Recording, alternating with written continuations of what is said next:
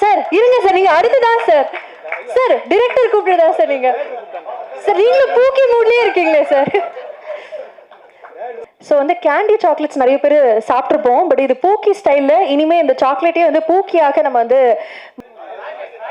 அவரை பார்த்து உங்களுக்கு பூக்கி மாதிரி இருக்கா சார்? அநியாயமா. உங்களுக்கு யாரை பிடிச்சிருக்கு? ரிப்போர்ட்டர்ஸ் ஃபுல்லா பாருங்க. ஐயோ சார், நான் அடுத்த பிரஸ் மீட்டுக்கு இங்கே தான் வரணும் சார். அப்புறம் அடுத்த தலைப்பு செய்திகள் ஆயிடுவேன். பிரஸ் மீட்னுடைய பூக்கியாக ராஜேஷ் அண்ணனுக்காக உங்க எல்லார் சார்பாகவும் நான் விஜய் ஆண்டனி சார் கொடுக்கிறேன். பிஸ்மி சார் வாங்கிக்கங்க சார். வாங்க சார். எனக்கு உங்களை பார்த்தா பூக்கி மாதிரி தெரியும் சார். நீங்க வாங்க சார். வாங்க வாங்க சார், நான் தரேன். வாங்க. இது யாரு? நான் அவரை செலக்ட் பண்ணானே, அவர் உங்களை தான் செலக்ட் பண்ணிருக்காரு. பத்திரிகையாளர் சார்பா நீங்க வந்து பூக்கி சாக்லேட் வாங்கிக்கிறீங்க சார். சார் என்ன எதிர்பார்க்கிறாருன்னா வந்து தரணும் எதிர்பார்க்கிறாரு. அப்படிதான். வாங்க சார், வாங்க சார். தாத்தா கொடுத்தா ஓகேவா? கல்யாணி கொடுக்கணுமா உங்களுக்கு? யார் வேணும்? இல்ல நான் தரணுமா? சரி. உங்களுடைய பெர்மிஷனோட ஆண்ட்ரூஸ் அவர்களை அன்போடு மேடை கழிக்கிறோம்.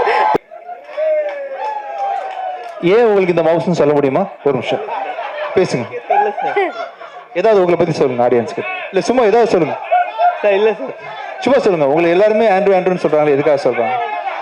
கல்யாணம் ஆகலையா? Most eligible bachelor. உங்களை பத்தி ஏதாவது சொல்லுங்க சார். இப்போ நீங்க கேள்வி கேளுங்க, பதில் சொல்லுவார். ஓகேவா? நீங்க பூக்கின்னு சொல்றாங்க. நீங்க பூக்கியா சார்? பூக்கி. ரொம்ப நேரம் ஆயிடுச்சு. அடுத்த ஷோக்காக எல்லாம் வெயிட் பண்ணிட்டு இருக்காங்க. அதனால என்னோட பொரிய ரொம்ப சீக்கிரம் முடிச்சுக்கிறேன். நீங்க இல்லாம நான் இல்லை. ரொம்ப நன்றி. பேக் டு பேக் வந்து 3 மாசத்துக்கு ஒரு படம் பண்ணிட்டு இருக்கேன்.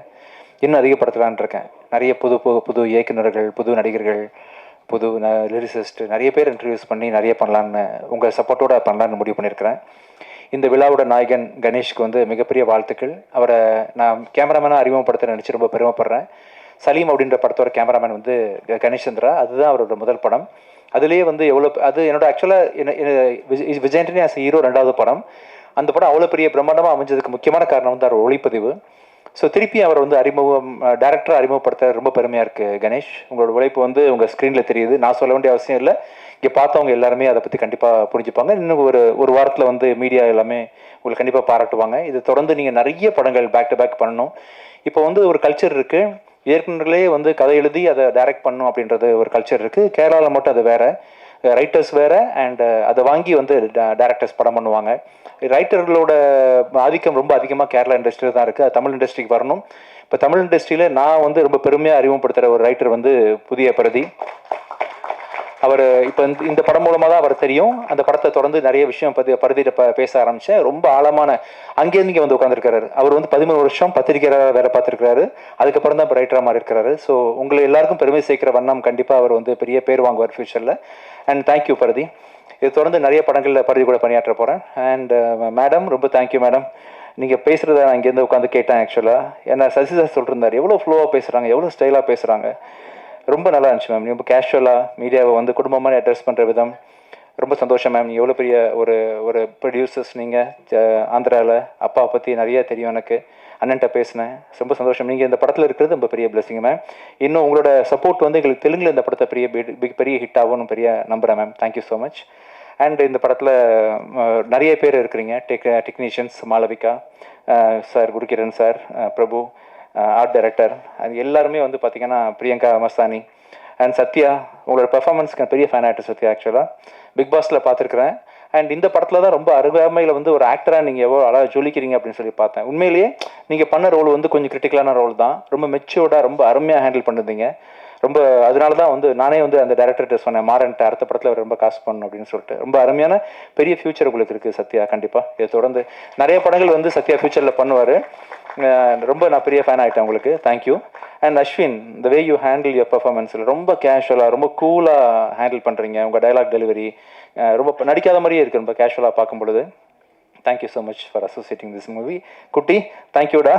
வலுக்கிற மாதிரி இருந்துச்சா மேலே உட்காந்தது? ஓகேவா? தூக்கிட்டு இருந்தியா மேம் ஸ்பாட்டில்? அப்படியா?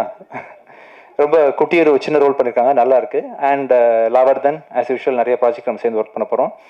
அண்ட் தனுஷா ரொம்ப ப்ரில்லியன்ட் ஆக்டர். இப்போ இந்த 3ஆம் பிரிவை பார்க்கும் பொழுது கமல் சார் இவங்க இல்லை ஸ்ரீதேவி மேடம் ஆக்ட் பண்ணியிருப்பாங்க இல்லையா, யார் இந்த படத்தில் ஸ்கோர் பண்ண போகிறா அப்படின்ற அளவுக்கு ஒவ்வொருத்தரும் ஒவ்வொரு ரோல் எடுத்திருப்பாங்க. கமல் சார் கடைசியில் ஒன்று பண்ணியிருப்பாங்க போல. அந்த அளவுக்கு நீங்களும் அஜயும் போட்டி போட்டு இந்த படத்தில் நடிச்சிருந்தீங்க. அண்ட் ஒரு ஆர்டிஸ்ட்டுக்கு வந்து டயலாக் டெலிவரி ரொம்ப ரொம்ப இம்பார்ட்டன்ட். எப்படி டப்பிங் பேசுகிறோம், அதாவது முன்ன பண்ண இருந்தால் கூட டப்பிங்கில் நிறைய ஸ்கோப் இருக்குது படத்தில் இம்ப்ரூவ் பண்ணி பண்ணுறதுக்கு. அண்ட் உங்கள் the way you do dubbing and shooting ஸ்பாட்டில் பேசுகிறது எல்லா விதத்துலையுமே நீங்கள் super. Actually she's from Coimbatore. திருப்பி கோயம்புத்தூருக்கு போகிறதா வந்து கேள்விப்பட்டேன். நீங்கள் சென்னை இண்டஸ்ட்ரி வந்து உங்களை விடாது. இந்த படத்தை தொடர்ந்து கண்டிப்பாக இங்கேயே இருக்க வச்சிரும். நிறைய படங்கள் நீங்கள் கண்டிப்பாக பண்ணுவீங்க. Wonderful actress and all the best Dhanusha. And கடைசியாக வந்து கடைசிக்கு முன்னாடி வந்து சசி சாரை பற்றி சொல்லணும். என்னோடய வாழ்க்கையில் 2 முக்கியமான தருணங்கள் வந்து சசி சார் தான் அமைச்சு கொடுத்தாங்க. என்னோட முதல் படம் டிஷும் அப்படின்ற படத்துக்கு வாய்ப்பு கொடுத்து என்னை வந்து ஒரு மியூசிக் டைரக்டர் அறிமுகப்படுத்தினாங்க. அப்புறம் வந்து நான் படம், சலீம் படம், இந்தியா பாகிஸ்தான் படம்லாம் பண்ணிருக்கும் பொழுது பிச்சைக்காரன் அப்படின்னு ஒரு படம் மூலமாக தான் என்னை வந்து இன்றைக்கும் ஒரு 10 ஃப்ளாப் கொடுத்தா கூட 11வது படம் வந்து மக்கள் என்னை தேடி வராங்க, என்னை மக்களுக்கு பிடிச்சிருக்குன்னு சொன்னால் கண்டிப்பாக அதுக்கு பிச்சைக்காரன் தான் சார் காரணம். உங்கள் எழுத்து, உங்கள் டைரக்ஷன். அண்ட் இன்னொரு முக்கியமான ஒரு படமாக வந்து நீங்கள் அஜயை வச்சு அடுத்தது நானும் சேர்ந்து பண்ணக்கூடிய படம் நூறுசாமி கண்டிப்பாக அமையும். ஒரு நூறுசாமின்ற ஒரு படம் வந்து மே 1 ரிலீஸ் பண்ண போகிறோம்.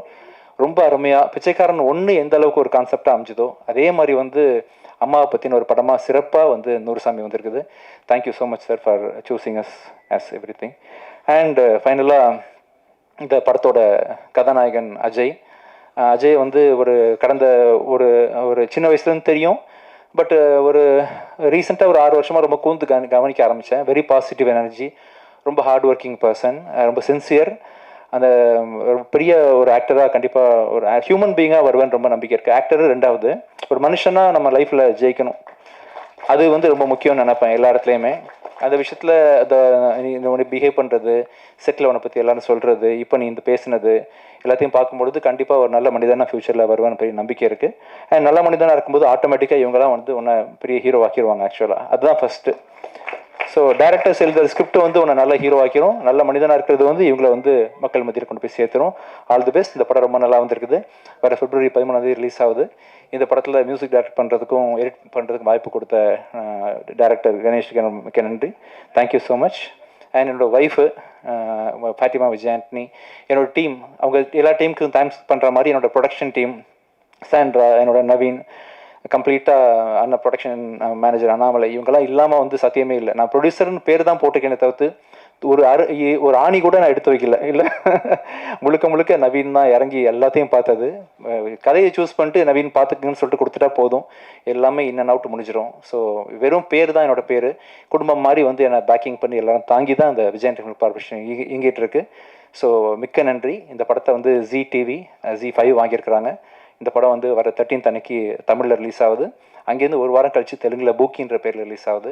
ஸோ இந்த படத்தை நீங்கள் எல்லோரும் கண்டிப்பாக பார்க்கணும். விரைவாக வந்து ப்ரெஷ் ஷோ ஒன்று போடுவோம். இது இன்னொரு என்ன ஈவெண்ட்டு, ப்ரீ ரிலீஸ் ஈவெண்ட் ஒன்று ஒரு 5-6 நாளில் இருக்கும். அவசியம் இன்னொரு தடவை மீட் பண்ணி சந்திக்கலாம். Thank you so much. தேங்க்யூ.